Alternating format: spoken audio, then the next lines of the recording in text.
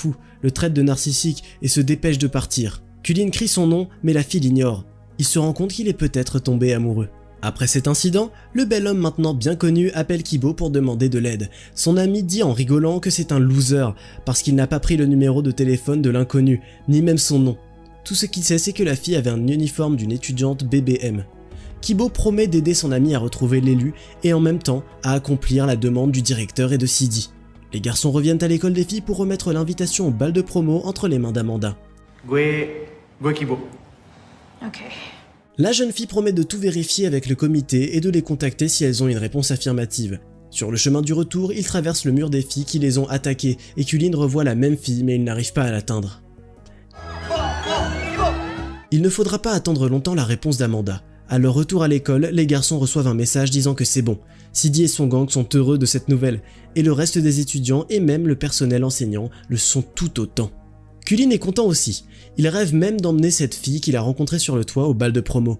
Mais le ronflement de Kibo qui dort à côté de lui le ramène rapidement à la raison.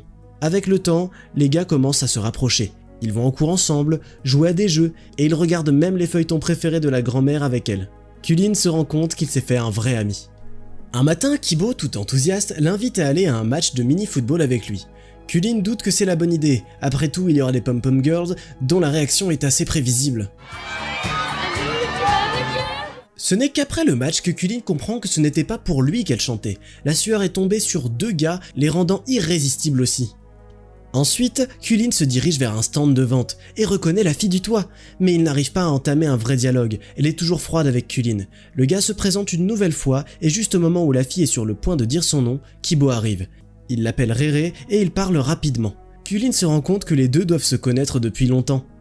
Et en ce qui concerne le bal de promo, Réré déclare catégoriquement qu'elle n'ira pas là-bas. Ce genre de soirée, la musique trop forte l'énerve, ça rend Cullen très triste. Avant d'aller au lit, le gars écrit un message à son frère aîné, demandant de l'aide. Le lendemain, ils se rencontrent au bistrot. Mas-Okis est beaucoup trop heureux que Cullen ait enfin besoin de ses conseils. Il a aussi ramené ses parents, ils sont assis à la table d'à côté. Les parents de Cullen lui demandent de rentrer chez lui et il lui assure qu'ils n'organiseront plus les visites. Il dit qu'il ne leur en veut pas et qu'il est même heureux que tout se soit passé comme ça, parce qu'il se sent comme une personne différente quand il n'est pas à la maison. Mas-Okis commence donc à coacher Cullen.